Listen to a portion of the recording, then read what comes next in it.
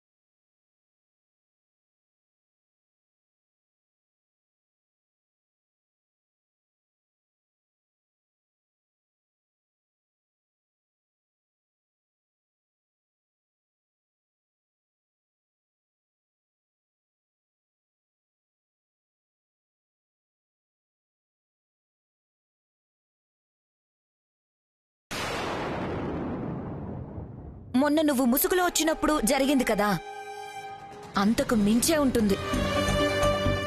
కానీ చంపేస్తే నేనే కింగ్ని కదా. ఏయ్, ముందు ఆ ఆలోచనని మైండ్లో నుంచి తీసేసేయ్. ఆ ఆలోచన ఉందని తెలిస్తే ముందు నిన్ను చంపేస్తారు. కొంచెం పరిస్థితులు అనుకూలించేంత వరకు నోరు మూసుకొనుండు. ఊర్మిళ, నువ్వు ఎంతకు ముందులా నాకు సపోర్ట్ చేయడం లేదు. నువ్వేమన్నా స్టేట్లోనో సెంట్రల్లోనో గవర్నమెంట్ ఫామ్ చేస్తున్నావా నీకు సపోర్ట్ చేయడానికి? నా పరిస్థితే బాలేదు. పేరుకే పెద్ద కోడల్ని. మొగుడు చూస్తేనేమో అలా. ఇంట్లో విలువ లేదు, మర్యాద లేదు. అవన్నీ నాకు దక్కాలంటే వాళ్ళు పోవాలని నాకు ఉంది. కానీ మనం వేసే ప్లాన్కి మనమే బలి కాకూడదు కదా. కొంచెం పరిస్థితులు అనుకూలించేంత వరకు కామ్గా ఉండు. ఎప్పుడు అనుకూలిస్తాయి? ఎప్పటి వరకు వెయిట్ చేయాలి? స్రవంతికి ఆస్తి పంచే రోజు వరకు. ఆ రోజు చాలా జరగబోతున్నాయి. ఆస్తి ఇవ్వడం, వీళ్ల సమస్యకో పరిష్కారం. వాటితో పాటు మనకు కూడా ఏదన్నా వర్కౌట్ అవుతుందేమో చూద్దాం. అప్పటి వరకు ఆవేశపడకు, అర్థమైందా?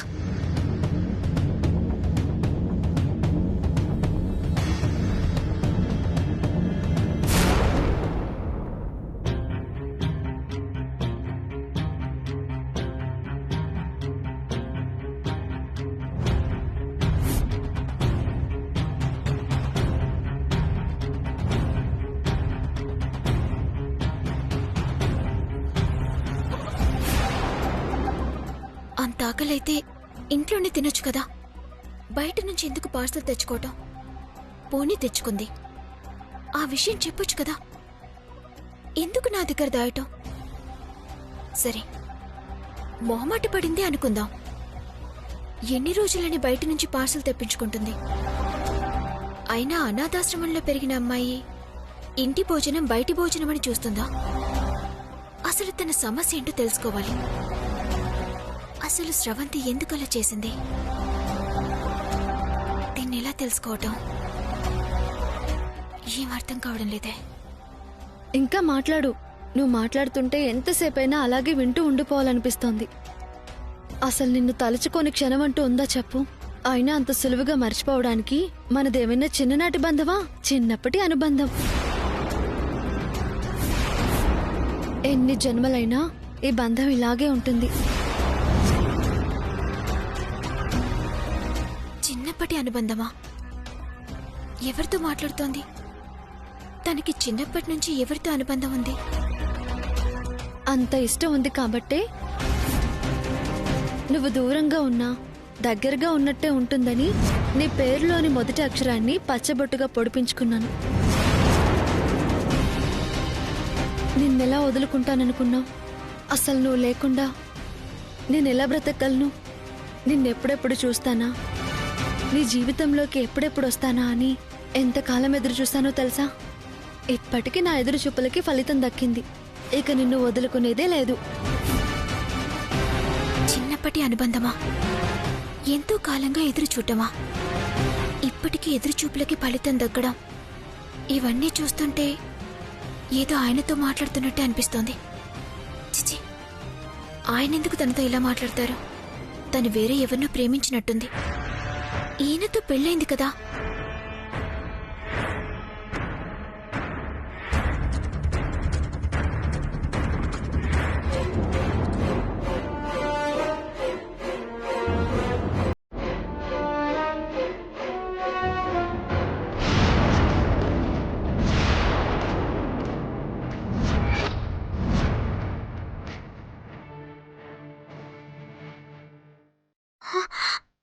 అంటే ఇద్దరు ఫోన్లో మాట్లాడుకుంటున్నారా?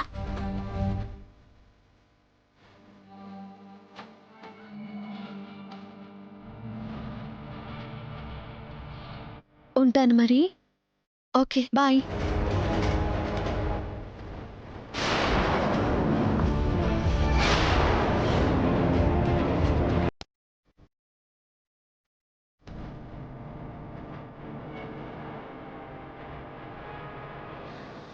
ఇద్దరు ఒకేసారి ఫోన్ పెట్టేశారు.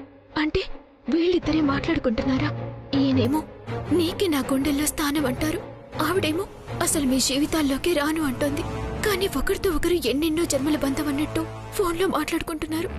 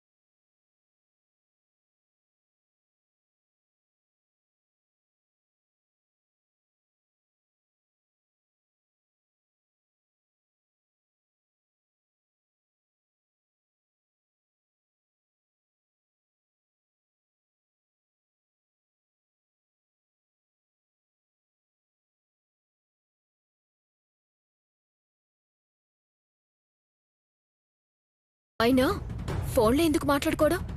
నేరుగా మాట్లాడుకోవచ్చు కదా. ఎవరడ్డు మీకు? ఏదో అయింది నీకు. నేనెప్పుడు తనతో ఫోన్లో మాట్లాడాను? కావాలంటే నువ్వు ఫోన్ చూసుకో. ఫోన్ దేముందిలేండి, మాట్లాడి నెంబర్ తీసేసుంటారు. అవన్నీ నాకేమైనా తెలుస్తాయా పాడా? అది కాదు వైదేహి. ఇప్పుడేమైందండి? మీరేమైనా తప్పు చేశారని నేనేమైనా అన్నానా? మీరు మాట్లాడుకోండి, బాగా మాట్లాడుకోండి. మాట్లాడుకో. నేనెప్పుడు శ్రవంతితో ఫోన్లో మాట్లాడాను? ఎందుకిలా అంటుంది?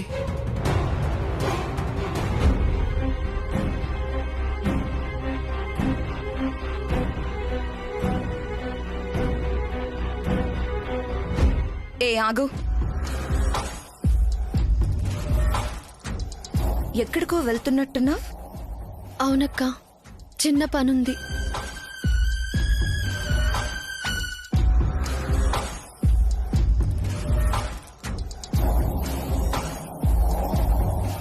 చాలా బాగున్నావ్, బాగా రెడీ అయ్యావ్. థ్యాంక్స్ అక్క.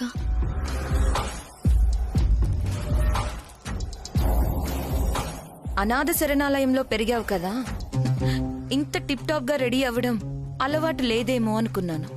పర్వాలేదు, బాగానే రెడీ అయ్యావు. అది కాలేజ్లో ఫ్రెండ్స్ దగ్గర నేర్చుకున్నానక్క.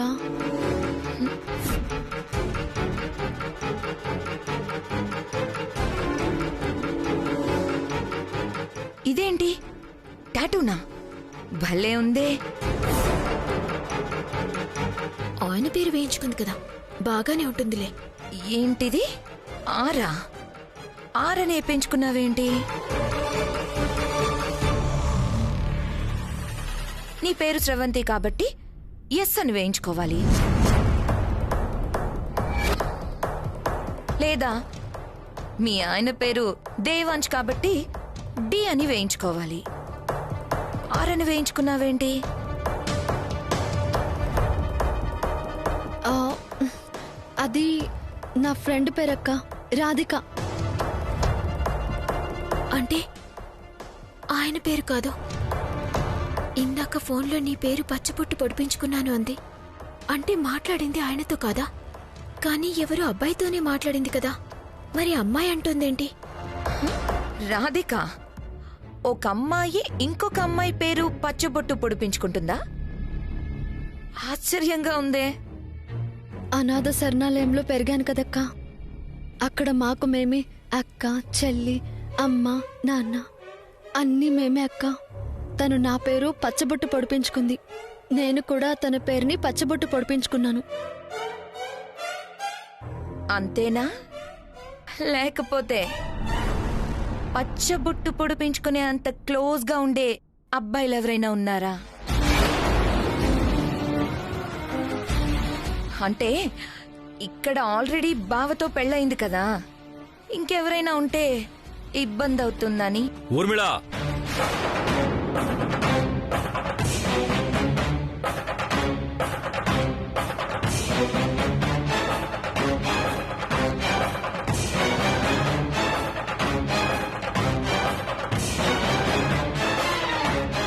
ఏంటా ప్రశ్నలు?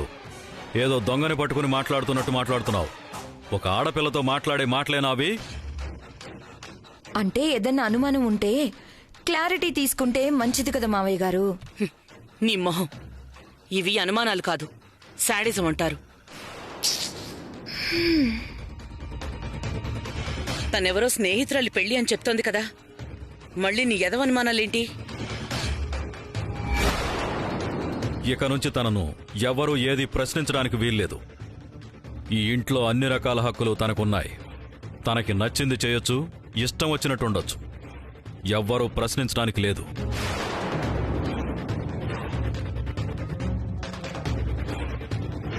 చూడమ్మా, ఏదో పనుని వెళ్తున్నట్టున్నావు. వెళ్ళమ్మా. అలాగే మావయ్య. వెళ్ళిరామ్మా.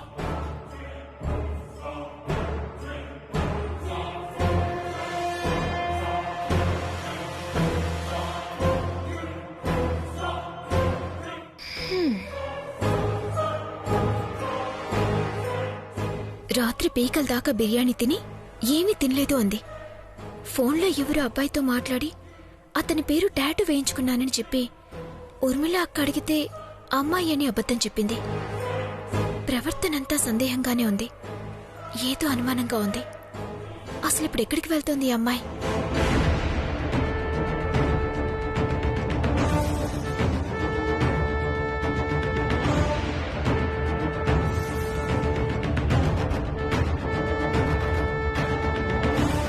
ఎక్కడికి వెళ్తోంది ఇప్పుడు?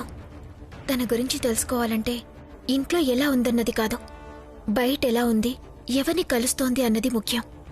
అది తెలుసుకోవాలంటే ఫాలో అవ్వాల్సిందే.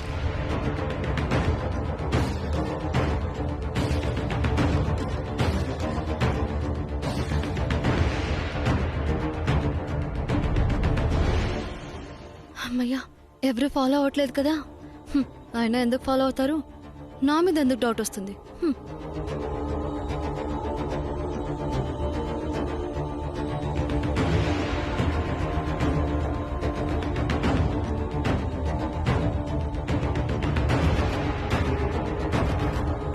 Auto auto.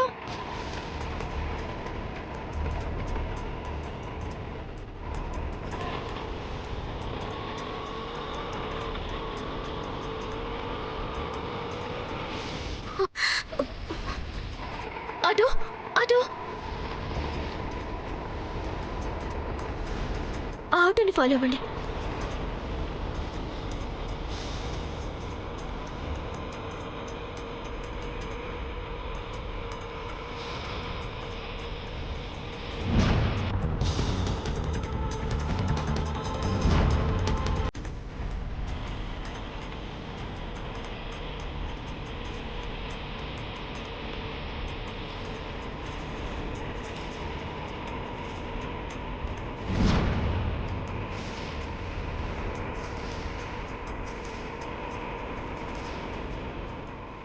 అన్నా ఆ ఆటోని అసలు వదలకూడదు, కరెక్ట్గా ఫాలో చేయి. అలాగే అమ్మా.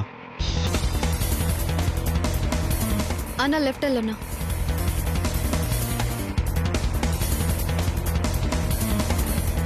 లెఫ్ట్.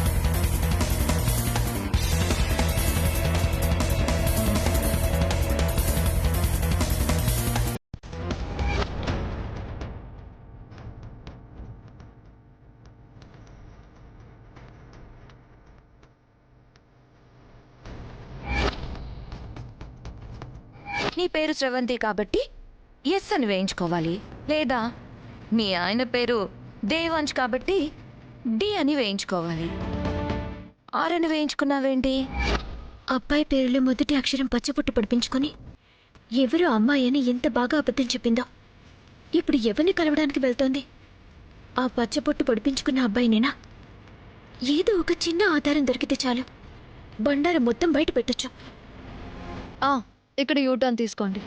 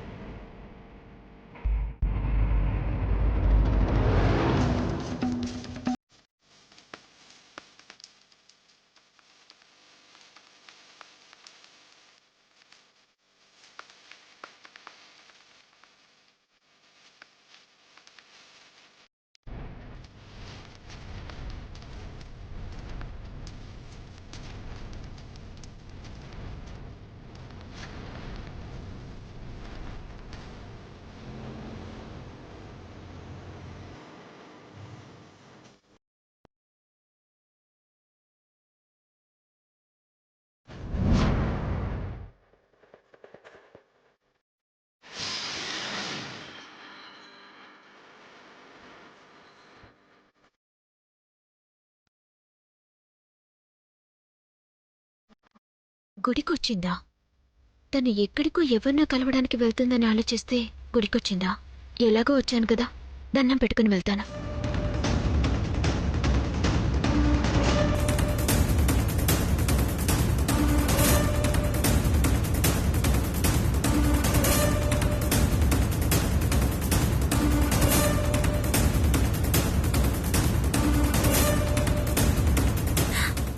అరే, ఎటు వెళ్ళిపోయింది? ఇప్పుడే నా కళ్ళ ముందే కదా లోపలికొచ్చింది, కనిపించడం లేదేంటి?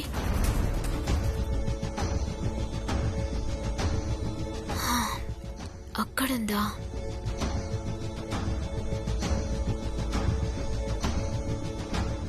స్వామి, ఆ స్రవంతి మా మావయ్య గారి మేనకోడలు కాదు అన్నది నా అనుమానం. నిజంగా కాకపోతే కాదు అని నిరూపించటానికి ఒక్క ఆధారం చూపించు.